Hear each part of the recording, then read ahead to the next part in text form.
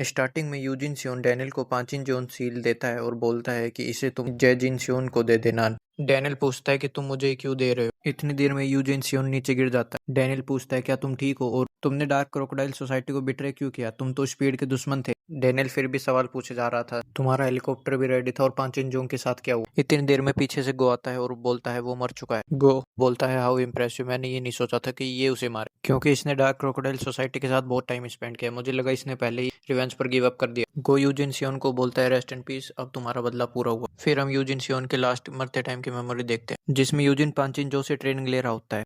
पांचिन जो यूजिन सियोन से बोलता है कि मुझे नहीं पता पहले यू गैंग हान ने तुम्हें कैसी ट्रेनिंग दिया, लेकिन अब से तुम्हें और भी फास्ट और एक्यूरेट होना पड़े, तभी तुम एक टेक्निक बना पाओगे जिससे कि तुम किसी की जान ले सकते हो। पांचिन जो बोलता है आज के लिए इतना काफी है, तो तुम ट्रेनिंग करते रहो, डार्क ब्लड ट्रांसफॉर्मेशन ये तुम्हें टफ बना देगा जिससे तुम इट्स ले पाओगे। फिर पांचिन जो वहां से जाने लगता है और यूजिन सियोन बोलता है कि मुझे आपसे एक सवाल है। पांचिन जो से बोलता है बोलो क्या सवाल है। यूजिन सियोन बोलता है कि मैंने यू गैंग हा को मारने के बाद सोसाइटी ज्वाइन की, तो तुम एक ट्रेटर के साथ इतने अच्छे से बिहेव क्यों कर रहे हो, क्या तुम्हें डर नहीं लगता कि मैं तुम्हारी टेक्निक का इस्तेमाल करके डार्क क्रोकोडाइल सोसाइटी को अटैक कर दूंगा। पांचिन जोन यूजिन सियोन से बोलता है कि लोग उस बच्चे को राक्षस बोलेंगे जिसने अपने माता पिता को मारा है, लेकिन पेरेंट्स मरने के बाद भी उन बच्चों का बुरा नहीं सोचते। यूजिन सियोन क्या तुम्हें याद है जब तुमने हमें ज्वाइन किया था, मैंने उसी वक्त से तुम्हें अपना बेटा मान लिया था, अगर फिर भी तुमने मुझ पर अटैक किया तो मैं सोचूंगा मैं ऐसा बंदा था जिसकी मौत तुम्हारे हाथों ही लिखी थी। कहानी प्रेजेंट मोमेंट पे आती है और यूजिन सियोन अपने मन में बोल रहा होता है कि अब मुझे 2 बाप मारने का परिणाम चुकाना पड़ेगा, मुझे अब मेरी गलती की सजा लेनी होगी। यूजिन सियोंग लास्ट में बोलता है आई एम सॉरी, मुझे और भी ज्यादा दर्द में मरना चाहिए था। इसी के साथ यूजिन सियोंग मर जाता है। इसके बाद रूफ टॉप पर गो और डैनियल दिखाए जाते हैं जहाँ पर गो डैनियल को सब कुछ बता देता है यूजिन सियोंग के बारे में।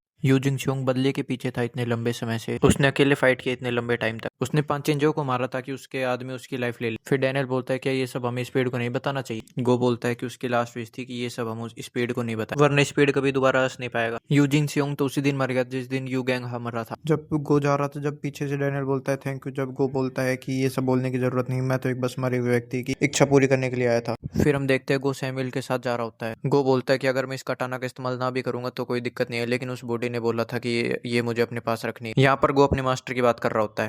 फिर सैमुअल बोलता है कि आज तुमने बहुत मेहनत की है। गो बोलता है तुमने भी, और गो पूछता है क्या तुम्हारी गीटे किम से बात हुई थी। सैमुअल बोलता है नहीं, क्या मुझे उससे बात करनी जरूरी थी। गो बोलता है नहीं छोड़ो। फिर गो सवाल पूछता है कि आखिर तुम इचियो आई क्यों थी। मुझे लगा तुम गीटे के कहने पर आए हो, लेकिन सिचुएशन को देखकर पता लगता है कि उसकी तो कोई जरूरत ही नहीं थी। फिर हमें पास्ट का सीन दिखाया जाता है जब सैमुअल की फाइट रियो जून से हो रही थी। सैमुअल उससे बोलता है चलो अब असली बातचीत करते हैं। वो चाइनीज बोलता है कि आखिर तुम्हारा असली बातचीत से मतलब क्या है। सैमुअल उससे बोलता है चलो साथ मिलकर काम करते हैं। फिर जॉन रू बोलता है क्या तुम बस मेरे साथ काम करना चाहते थे। फिर सैमुअल बोलता है मैं बस तुम्हारी बात नहीं कर रहा हूँ, मेरा मतलब है हांगकांग 7 क्रॉस फैमिली। फिर जॉन रू बोलता है तुमने सही में मेरे पास्ट के बारे में पता किया, जो कि आसान काम नहीं था, अगर तुम हमारे साथ काम करना चाहते हो तो तुम्हें हमें प्रॉफिट का वादा करना होगा। फिर जॉन ड्रू सैमुअल से पूछता है कि तुम्हें हमें ऑफर करने के लिए क्या है, पैसा हमारे पास पहले ही इतना है कि हम उसे खत्म नहीं कर सकते। फिर सैमुअल उससे बोलता है कि पैसे तुम्हारी पहली प्रायोरिटी थी ही नहीं, तो एक दूसरे से ऑनेस्ट होकर बात करते हैं। हांगकांग ताइवान सीज, मैं बात कर रहा हूँ हांगकांग के ताइवान सीज लोगों की जिन्हें ना चाइना के लोग एक्सेप्ट करते हैं ना ताइवान के। तुम लोग साथ आए और तुम लोगों ने साथ मिलकर बनी 7 क्रॉस फैमिली। नफरत और अपमान तुम लोगों का पीछा तुम्हारे पैदा होने से ही कर रहे हैं, और उनका कारण है तुम्हारा ओरिजिन। क्या तुम्हें लगता है कि पैसा और पावर ये सब चेंज कर सकते हैं? चाहे तुम कितना भी पैसा कमा लो, तुम रहोगे तो हांगकांग के ताइवान ही। पांचिंग जोंग ने तुम्हारी एबिलिटी के कारण तुम्हें अपने साथ मिलाया था, लेकिन 7 क्रॉस फैमिली को फिर भी वो नहीं मिला जो वो चाहते थे। मैं सबको वो दे सकता हूँ जो वो चाहते थे। मैं एक ऐसी दुनिया बनाऊंगा जहाँ पर लोग तुम्हारी इज्जत करेंगे। तुम ये सारी बातें बहुत कॉन्फिडेंस में बोल रहे हो, तुम आखिर हमारा किस चीज में इस्तेमाल करना चाहते हो? सैमुअल बोलता है मैं कॉर्पोरेट स्टाइल माफिया बनाने वाला हूँ, और इस टाइम मेरा गोल है कि टैलेंटेड लोगों को अपने साथ मिलाना, जो कहीं से हो, कोई भी हो। मैं कोई छोटा मोटा राजा नहीं बनना चाहता, मैं अंडरवर्ल्ड का किंग बनना चाहता हूँ, मैं दुनिया का राजा बनना चाहता हूँ। रियो बोलता है क्या तुझे पता भी है तू किस सपने को चेस कर रहा है? सैमुअल बोलता है तुमने सही कहा, मैं पागल हूँ, लेकिन तुझे पता है हर कोई जो किंग बनना चाहता है वो पहले पागल ही होता है। फिर दोबारा प्रेजेंट में शिफ्ट होता है। सैमुअल गोकिम से कहता है मैं आपका शुक्रगुजार हूँ, लेकिन मेरा अपना एक मकसद है, लगता है सामने 2 रास्ते क्रॉस हो रहे हैं। अब जब सैमुअल किंग बनना चाहेगा, जब उसकी मुलाकात गोकिम से भी होगी। सीन शिफ्ट होता है यू गैंग हा की बेटी पे, जो कि बीच पर खड़ी होकर बोलती है फाइनली डैड इट्स ओवर।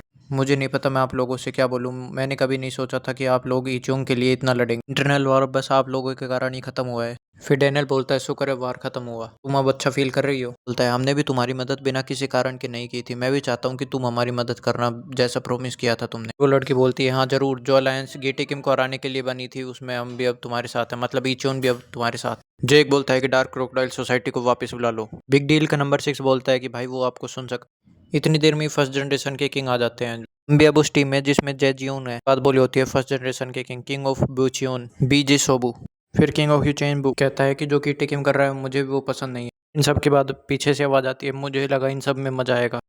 ये बोला होता है किंग ऑफ डाइजियोन ने। फिर जेकिम बोलता है मुझे कभी भी नहीं लगा था कि मैं तुम सबके साथ फोर्स ज्वाइन करूंगा। फिर जेकिम झुक कर बोलता है आप लोगों का बहुत बहुत शुक्रिया, और बोलता है कि अब हम आपका अच्छे से ध्यान रखेंगे। और मन में बोल रहा होता है कि अब हमारे साथ काफी लोग हैं, अब गेटे की हमें हल्के में नहीं लेगा, वो और जल्दी शुरू होने वाली है। फिर इचियोन की बैडी बोलती है ये सब तो मुझे कहना चाहिए, आप सबका बहुत बहुत शुक्रिया इचियोन को बचाने के लिए। सारी बातें उसने हंसकर बोली तो सभी हैरान हो जाते क्योंकि उसको किसी ने हंसते हुए नहीं देखा था। सभी लोग बोलने लग जाते हैं जेजियोन ना ऐसी हिस्टोरिकल मोमेंट पे कहाँ गया। डैनियल भी सोच रहा होता है कि वो कहाँ गया। फिर सीन शिफ्ट होता है और एक कुत्ते को दिखाया जाता है जो कि जेम्स ली के सामने बैठा होता है। जेम्स ली उस कुत्ते से बोलता है आराम से, लेकिन वो कुत्ता उसे काट लेता है। जेम्स ली बोलता है कुत्ते को काबू करना आसान नहीं है, और बोलता है तुम यहाँ तक कैसे पहुंचे। जियोन ना बोलता है कि अब तुम सही में ये पॉलिटिशियन बन गए हो, तुम तो वॉलेंटियर वर्क भी कर रहे हो। जेम्स ली बोलता है मुझे याद नहीं कि मैंने चियोन के कुत्ते को यहाँ बुलाया था। फिर जेजियोन ना बोलता है कि क्या मुझे अनाउंस करके आना चाहिए था जब मैं अपने मालिक को काटने आऊँ। फिर जेम्स ली बोलता है आज तुम अलग लग रहे हो। फिर जेजियोन ना बोलता है इचियोन का इंटरनल वॉर भी खत्म हो चुका है, डार्क क्रोकोडाइल सोसाइटी भी जा चुकी है, अब बस स्पीड को किसी चीज की चिंता करने की जरूरत नहीं है, एक चीज को छोड़कर जो कमजोरी तेरे पास है जेम्स ली, लेकिन आज वो भी खत्म हो जाएगी जब मैं तुम्हें मार दूंगा। मैं इस पल का इंतजार कर रहा था, अगर मुझे मरना भी पड़ जाएगा तो मैं तुम्हें मार कर मरूंगा जेम्स ली। जेम्स ली बोलता है तुम ये बहुत पहले से प्लान कर रहे थे। स्पीड को ये भी नहीं पता कि इसकी वीकनेस है भी या नहीं, लेकिन फिर भी तुम इससे पहले ही छुटकारा पाना चाहते हो उनके पता होने से पहले। जेम्स ली बोलता है कि अगर तुम्हें मरने की इच्छा हो रही तो मैं तुम्हारी इस इच्छा को पूरी कर दूंगा आज। और अपने आदमियों को फोन करके बोलता है कि यहाँ के सारे रास्ते बंद कर दो और किसी को आने मत देना, और बोलता है कि 5 मिनट बाद क्लीन अप भेज देना। आदमी बोलते हैं क्या कोई सीरियस मैटर है।